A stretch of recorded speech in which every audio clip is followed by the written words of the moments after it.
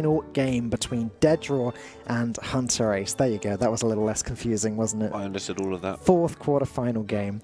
Yeah, the score is 1-1.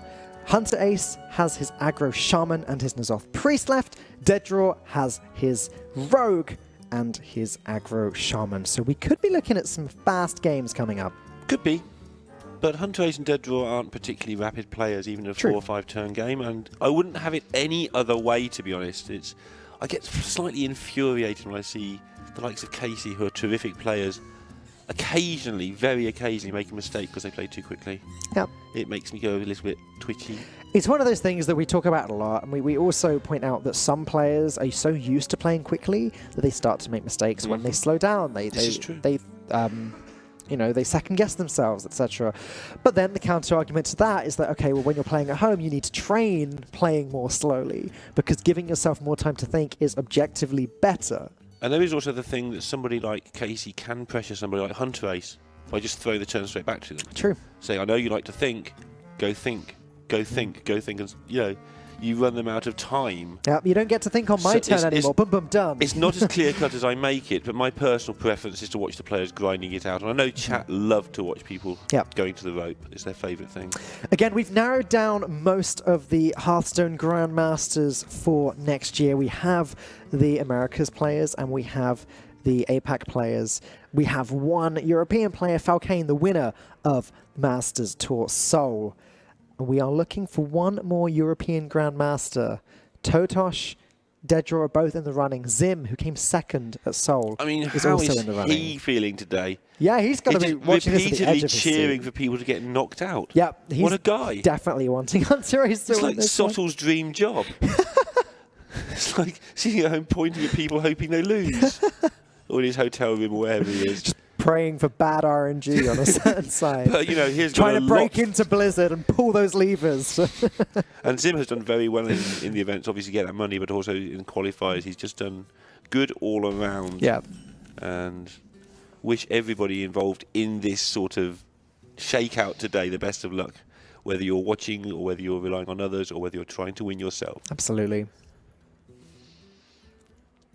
All right, so DeadDraw has the Sludge Slurper ready to go straight away. Going to go ahead and bank the Lackey right now. Spirit of the Frog ready to play on turn 3, and that's when things are going to start to get out of control for him. On the other side of things, though, hunterace sort of just has to survive. Yeah, and it's a weird sort of survival. There's turns where DeadDraw's perfectly safe making a big board, and there's turns where he's not safe at all making a big board. And they're not necessarily as linear as some. It's gappy. Yeah. You've got to pick your moments. Obviously, Light Bomb versus Evolve is an interesting one because you evolve the turn before the Light Bomb and close your eyes and hope you don't get 5/5s. Yeah. 4 6s, yes, please. We want some of those instead. Yeah, that's true. You've gotta just wait patiently as possible. To be fair, 5/5s that are also restoring your health for 5 every turn, they're not so bad. Yeah, it depends which 5/5s they are. But yeah. But then if you get as far as turn 9 as the Shaman, slowly but surely you just get into a lot of trouble. A mess, in fact. A mess. Troublesome mess. Now, to Spirit of the Shark or not to... Sorry, Shark? Frog. To Spirit of the Frog or not to Spirit of the Frog? Into Coin Evolve. Into Coin Evolve. That is the question. You just go ahead and play it now. Looks like DeadDraw's considering it. I think you want to get it going. He's probably doing some sort of haphazard math as to, do I think I'll get about 7 attack? What does 3 lots of 7 attack get me? They get me 21. Is that enough? Of course, he doesn't have Evolve in his hand, though. And there are, as we established, other 1-mana spells. There's Lightning Bolt, there's Voltaic Burst. No, but you can pick the Evolve from... Oh, I see what you mean, yeah. He's not guaranteed to get it. Yeah. He's got 3 chances, though. He can play the coin. He can't really play the Zap. It's coin mutate, really. And ideally, he wants to mutate after the Evolve to pick up whichever was the dud option. Looks like he's going to go for a Soul of the Murlocs next turn. That's a reason to postpone all this. Yep. Because then you can coin, Evolve, Soul of the Murlocs, except if you do hit or if you miss. And that way you've got more stuff hanging around going into the Light Bomb turn. I keep talking about that turn because that seems to be the swing point in the game. How the Light Bomb turn goes is how you're leading into, am I trying to recover before turn 9 or am I trying to finish them off before turn 9? Light Bomb feels like the weakest of the removal spells for Priest at the moment, because it's so... You can play around it far more easily than you can play around Mass Hysteria. Yeah, and again, there's playing around it and just putting a load of stuff out there and evolving it and hoping you get good stuff is kind of playing around it. Of course, the math says you'll get some lucky and some unlucky. Yep. But now... Probability. Voltaic Burst into Soul of the Murloc is an option. It's hard to turn that one down as well. Yep, just doing it in this order to not get rid of the Death Rattle. No, no evolve there. Or even going to zap to look for the evolve. Wow. Finds it. Shoots, he scores. There was only, I think, Voltaic Burst other than this left in the deck, so it was more likely than not to find it. Could follow up with Soul of the Murloc. Now, the only issue really with playing the zap this turn is that it does mean he can't Bloodlust next turn. Sure. If he held back the zap, he would have been able to. I think he's okay for that. Obviously, we see Light Bomb, but that's why you want the Soul of the Murloc down, so you've got things surviving through the Light Bomb into the next turn. The Bloodlust then does even more damage. Very different to the last game, where he had to consider Bloodlusting for a mere 9, because that was the most he was going to get. This game, he's got 12 anytime he wants. Now, what DeadDraw can do is hit with the Lickum, Lightning Bolt away this minion, and then, one of his minions dies, sure, but the next turn he's only overloaded for 1, he will be able to squeeze in the Bloodlust. That seems good.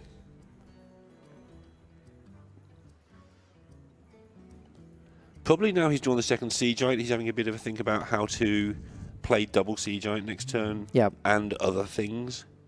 Whatever those other things might be. Oh my. Second Soul of the Murloc. Okay, he's saying, hunterace, go ahead, clear my board. It's only going to get bigger. Yeah. I'm kind of surprised he didn't trade in the minion first, see what gets destroyed, then Soul of the Murloc the second time. Because after this trade, 2 Murlocs come out. Whereas before, he could have sort of protected 1 more Murloc. He kind of protects it by 2 Murlocs coming out in the first place, though, as actually happened. Yep, true. But it's looking really good for him. This setup is very hard. I mean, what do you do about it? Do you leave him with the thing and wait for them to get evolved or just buffed, or do you kill them and then you end up with more things to kill? I think he has to play the second Convincing Infiltrator, or maybe Ziliax. Then again, if he's safe from Bloodlust, he could just play Soundhoof Waterbearer. I mean, they're safe and they're safe. Yeah, there is direct damage in this deck as well if you get hit. Right, so if he plays the Waterbearer, it puts him back up to 29. Then the damage comes in. What's that? 5, 10, 14, 18. 18 damage comes in from the Bloodlust. Yep. Okay, down to 12. The Waterbearer is still alive unless something traded into it. Then that heals him back up again. So it's not that bad.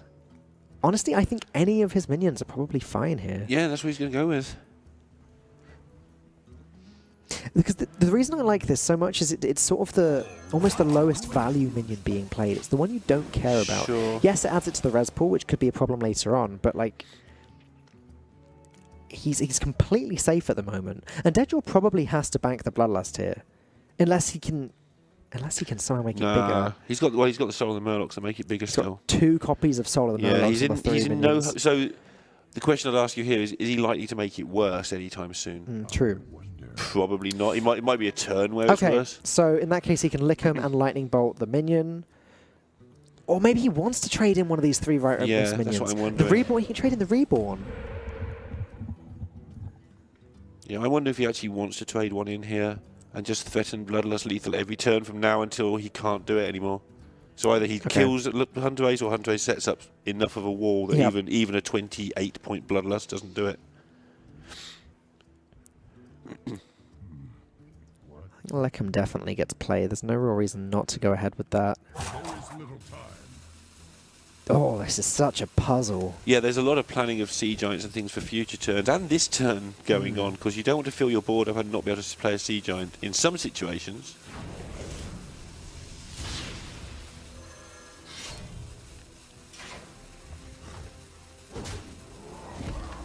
Okay. And does set up lethal. Yep. That's what he's just going to keep doing every turn. Okay.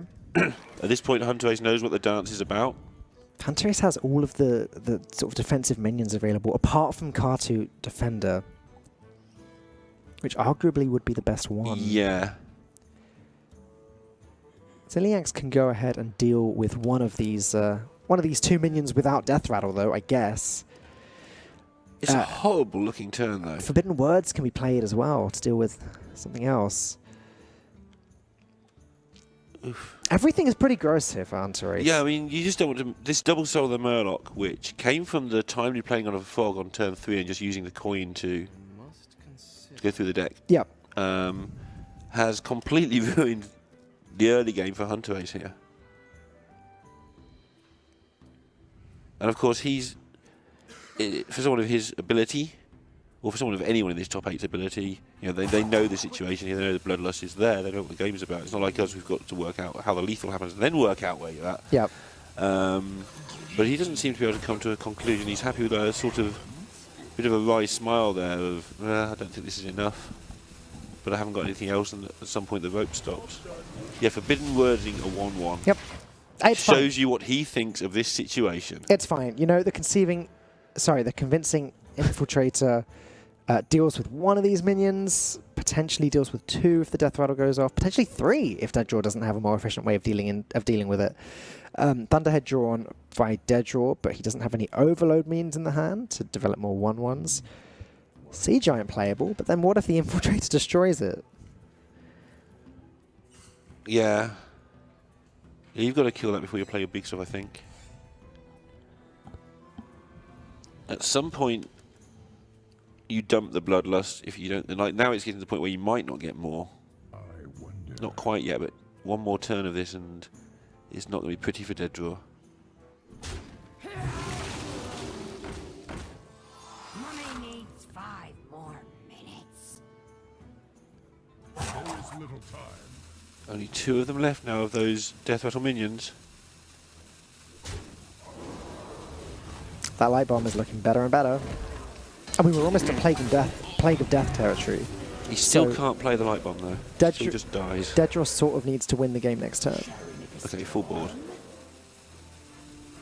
What would happen if the light bomb was played? The 3/1 would develop 2 Murlocs. The 2/2 would develop 2 Murlocs. Thunderhead would survive. Yeah, light bomb's not good enough, you're right. Ooh, light bomb plus Shadow Word Pain though. So you could pain away the 3/2 to stop the Death Rattle going off properly. Well, even if it did, you then light bomb anyway. Whichever way you see it, yes. Which leaves the 2 Murlocs on the board from the Monkey and the Thunderhead. That can't be lethal.